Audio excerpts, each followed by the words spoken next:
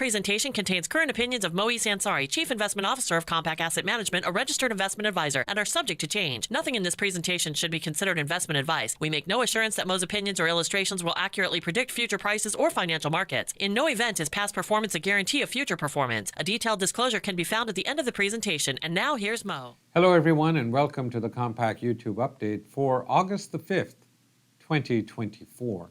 I'm Moe Ansari, President of Compact Asset Management. Thank you for joining me today. Don't forget to click on the subscribe button that you see right at the bottom. If you want all of the YouTube updates, the podcasts, the newsletters, and all of our events, go to compact.com/media and register. All of it is free. Looking at the numbers, last week the market was down 2%, the S&P. The pullback continues. I don't even call it a correction. I know a lot of people are running around now. Oh my God, the recession is here. We need an emergency interest rate cut, not just an interest rate cut. They're going from one extreme to the other, as they usually do, from 6 interest rate cuts to, oh, we got to raise interest rates. Now we got to have an emergency interest rate cut because the market is down today about 2% or so. So it's on average, the market, if you look at the last 40 years of data, goes down about 14% during the year. That's a pullback. That's a correction. A 10% pullback is a correction. So we're seeing that. They just happen much faster now. And because today we're seeing the markets down because of the carry trade, Japan raising interest rates, and all the people that had borrowed money in Japan and invested it in the U.S. stock market are taking that money out, and it's the carry trade is being reversed, as it's called. And it's a lot more complicated than that, but we'll talk about that and a lot more. But that's what is going on. Plus, the market has gone up so much. The valuations are so much. Utilities were up, the best sector last week as interest rates came down. People ran to, and consumer discretionary and technology were the worst 2 sectors last week. So we are seeing the pullback, or if you want to call it a correction. We're not quite there. In the NASDAQ, we're in a correction territory. That's 10% or more. S&P, we're getting there, not quite there yet. Oil is down today. It's down to $73. There's a lot of anxiety in the market right now, especially what happens with Iran. What are they going to attack Israel after Israel killed the head of the political arm of Hamas in Tehran, in Iran? So Iran, there's a lot of tension there. What's going to come out of it? Is it going to be a modulated response like we saw previously, or are we going to see something much larger? I think it's modulated. That's what we see from Iran. I think they don't want to have a all-out war with Israel. Israel does not want an all-out war. They just, at this point, that's where I think they are, but you never know. And that's why the market is so worried right now. Interest rates are sharply lower. They were down to 3.80. They were down to about 3.6 this morning and changed. 3.68 is where we were this morning. So interest rates are dropped dramatically on the anticipation now that the Fed is going to cut rates in September. Now the question is, are they going to do 25 basis points or 50? Are they going to cut interest rates by 0.25% or 0.5%?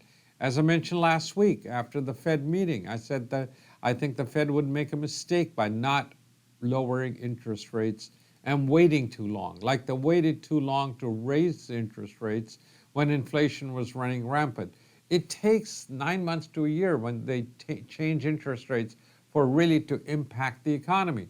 So if the economy is slowing down, if they do start bringing rates down, those low rates do not impact the economy until the economy is quite a bit slower in the first quarter of next year or end of this year. That's what it would have an impact on. So I think the Fed should look forward, and I would not be surprised to see a 50 basis point interest rate reduction in September. We'll have to wait and see how the market does between now and then. As Javed and I have mentioned on the podcast, we're looking for a pullback in this market. August and September are usually bad months for the market. We get some pullbacks, get some corrections. We've got the election anxiety coming in. All of this is combined is causing, plus market valuations were really high. If you look at the EV sales, you look at that, you're looking at Schiller Cape Index, it is at a very high price to book ratio, price to sales ratio. You look at PE, you look at EBITDA, you look at Uh, all these are pretty much pegged at the top. We had to see some kind of pullback or correction to get all the day traders out, all the people who think they can make money in the market day trading, buying this and buying that. All of those people got nicely wiped out in the last week or so, and especially this morning when the market gapped lower. They panicked out, and all the people who are leveraged in the market, those people got wiped out. And that's what happens. They make small trades, they make a little bit of money, they think that this is an ATM machine, the stock market, and they can put their orders in the morning, go to work, and come back, and it's printed some nice $100 bills for them. Unfortunately, they make some trades, they make some money, and then one day they get wiped out and wipe out all the money that they made. Then they take another a year or two to get it back. Then they go through the process. Then they have another day like this where the volatility increases dramatically outside of the normal parameters, and that's what pushes all of those technical systems out of the window. And that's why you have to combine fundamentals with technicals if you want to make consistently money over long periods of time. Looking at today, we had the manufacturing index, the ISM, came out at 51.4, slightly higher than expected, which is good. Economy is doing okay. It's slowing down, which was expected. Fed has raised interest rates dramatically, and that's what we're seeing. And that's what we're going to continue to see. Javed and I are going to talk about this a lot more on the podcast. Technically, looking at the market, it's down here today. We're trading around 51.73, about an hour before the close for the S&P. Long 200-day moving average is 50.11. So this is going to continue to go up. This market could be the first wave down, then we could see a bounce up, then another test of the lows. Somewhere around 5,000 could be a good number to look at. We broke below the 50-day. We gapped below that on Friday, gapped down again today. I would wait and not run into the market, but you can start nibbling at the things you don't have.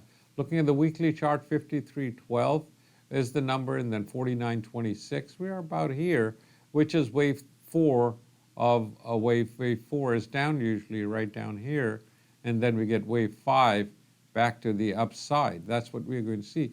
The wave 4s are messy. We go back and forth, and we're in August. So August, September, we're going to go back and forth, a lot more anxiety. Who's going to become president? Who's going to win the election? A lot of turmoil. And we are seeing interest rates. Japan is raising interest rates while the whole world is lowering. Last 2 years, as the whole world was raising interest rates, Japan was not doing anything. So the Japan carry trade, it is called, and we'll explain that a lot more in the podcast, is being unwound. Japan was down 12.5% approximately for the TOPIX, which is a big, huge decline in that market. U.S. market opened sharply lower, but yeah, it's down today, but not the crazy numbers. It's a correction. That's what we're seeing in the market. NASDAQ down, it went below the 200-day moving average at 15,824.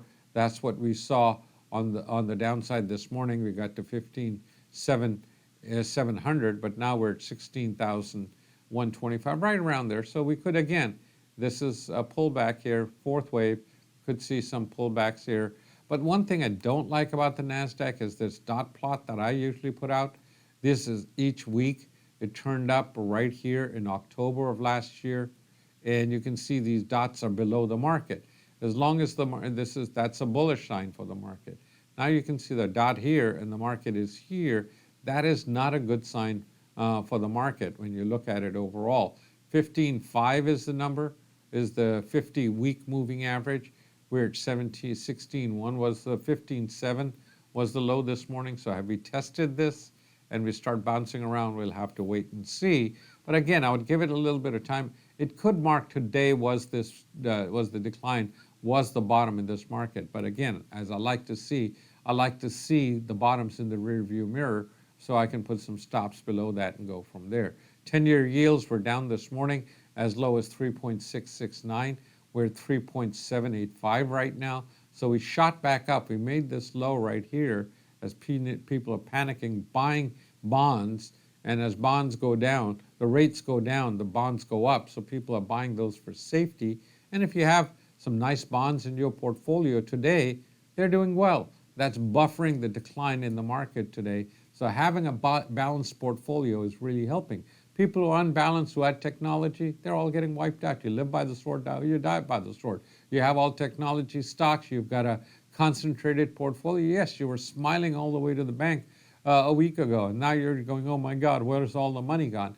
You make a lot, you lose a lot. And that's what happens to most of the people. People say, well, I'll get out before the market goes down. No, it opened like it did this morning. You're wiped out. It's history, all the gains that you had. So that's why trying to day trade, having a concentrated portfolio, that's where the problems come in.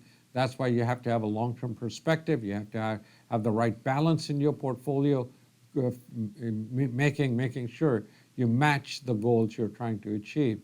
Crude oil was down again this morning, popped back up. It was as low as 72 and change. Now it's back up to about 73.5. Again, if the economy is going to slow, which it is, that reduces the demand for oil, and that makes oil prices go down. But this morning, they're coming back up today because of the threat of the Middle East blowing up, or the problems between Iran and Israel. Small caps down today to about 197. That's the 200-day moving average. We hit 196.7. We're at 201 today. Again, as I said, pullbacks could be good. This is wave 3. We're seeing wave 4 to the downside, and then wave 5 to the upside. But these wave 4s are messy. They're going to take some time to develop. Gold, which was down quite a bit more, down to 2,400 this morning, down quite a bit, and then it popped back up to 2,447. So I still think gold is a good long-term play, but we made a top. I think we get some pullbacks if the economy slows. Again, if you need help with your portfolio, call us right now. If you have a concentrated portfolio and you have problems with your portfolio right now, give us a call. If you're in tech, all in tech, and saying, what do you do? Call us or go to investedcompact.com. We'll develop a sane plan for you that meets your long-term goals, not the short-term get-rich-quick schemes that you hear all about. We'll do a financial plan. We'll do all of those things for you when you become a client of Compact. So go to investedcompact.com and we will get back in touch with you. Those are my thoughts. Those are my views for August the 5th. Make sure if you have questions, you can always give me a call, 800-388-9700. Have a wonderful week. I will be back with you next week. Until then, good trading.